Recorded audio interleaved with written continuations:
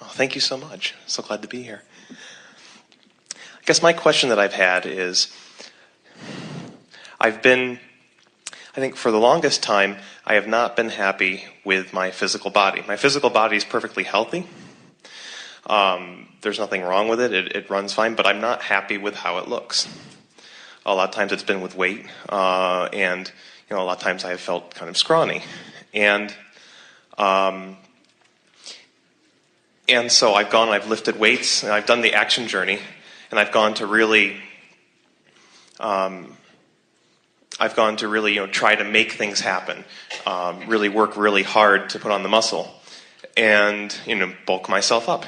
And I've been somewhat successful with that, but yet the whole time I'm doing it, I'm feeling that I'm still weak. And I guess it's finally occurred to me after listening to a lot of what you've had to say that the reason I've had so much trouble is I've been fighting it instead of, I guess, maybe taking part of the action journey and lifting the weights, but at the same time thinking I'm strong. I've been thinking I'm weak.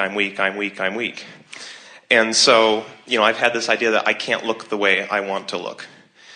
People have said, oh, your body frame won't support the way you want to look.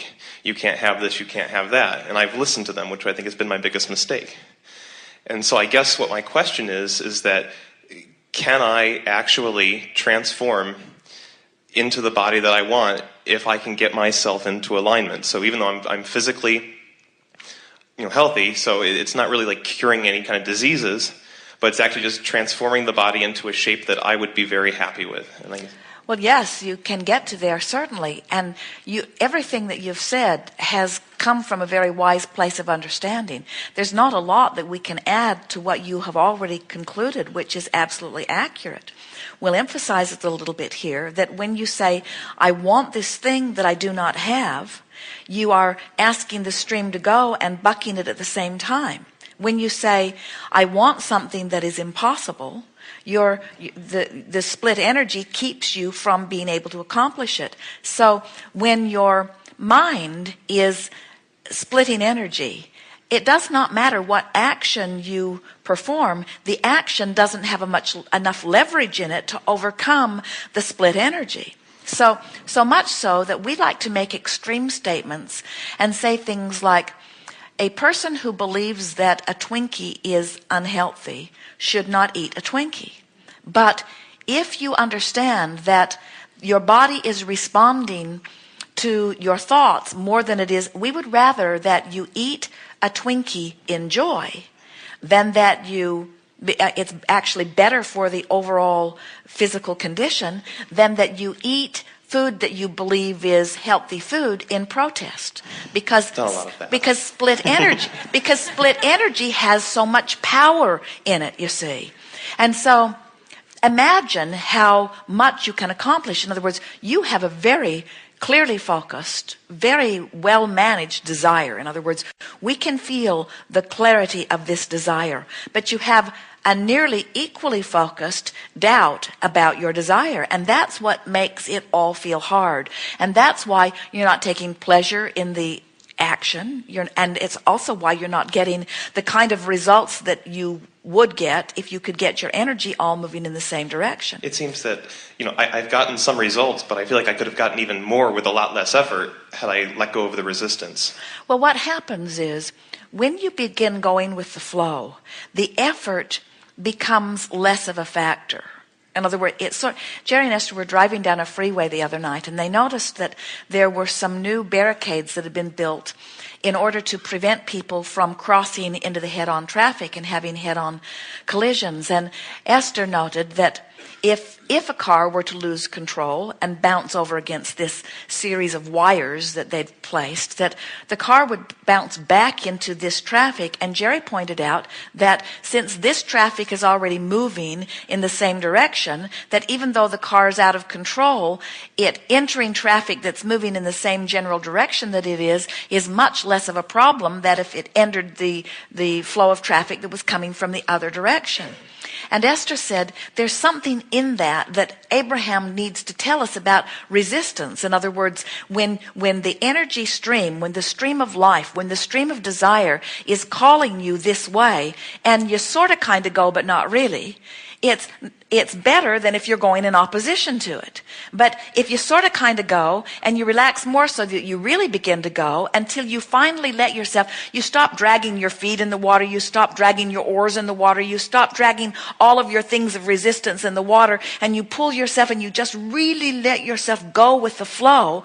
The more you're able to do that, the more you refine your thinking, then the better it all is. So certainly you are better off if you have a desire for a change in your body condition and you are making some effort to accomplish it. You're better off in making that effort than in making no effort. But what you are recognizing is it ought to be easier for me than it is. And certainly when somebody tells you, oh, you can't have what you want, and you listen to them as if they have some sort of credibility, then that's more than just dragging your oars in the water. That's when you suddenly turn around and start paddling in the opposite direction.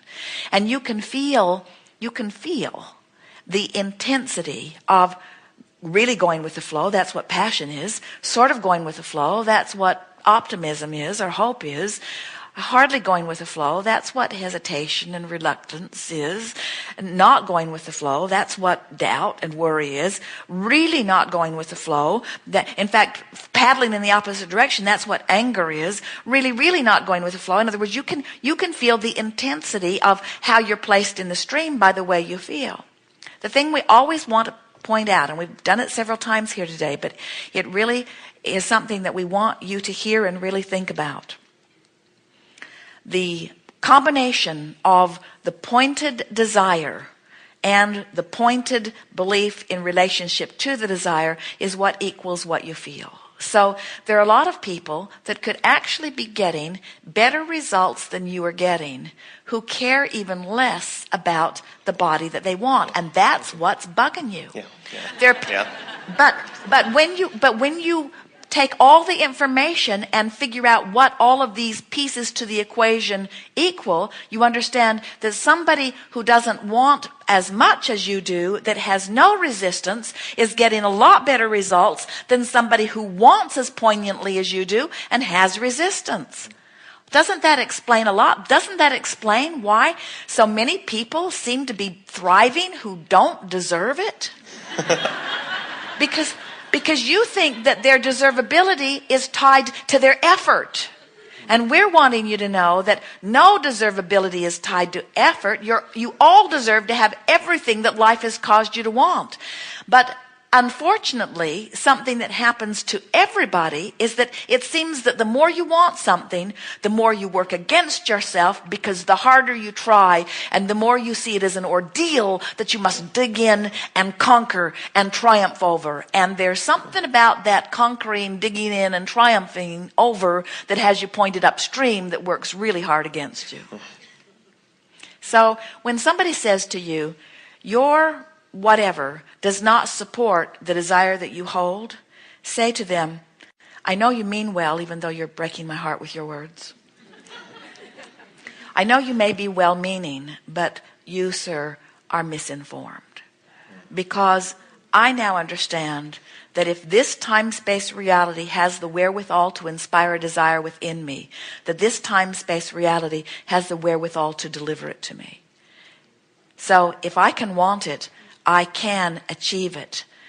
And I can achieve it easier by not listening to your words than if I listen to your words. So I won't be asking for your commentary anymore.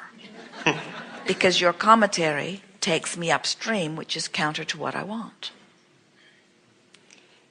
It's interesting because even in the building of a muscle, there is this human expectation of resistance. In other words, the trainers will tell you that in order to get that muscle, you have to badger it into, and we say, but think about what's happening. In all of that you are calling resistance is the focusing of the desire for the achievement of something. And you got to give some of the credit to the power of the desire, you see. So what we wish for you is a discovery of a training that you will take pleasure in. And it is our wish that you discover the enormous leverage in thought.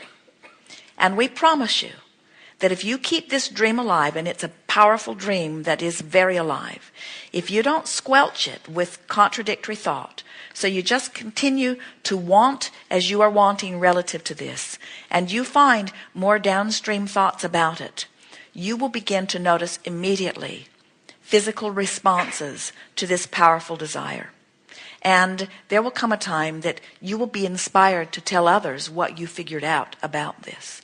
Because the majority of the world, relative to physical fitness and relative to physical well-being, is going about it in such a contradictive way that they are well in spite of themselves, literally.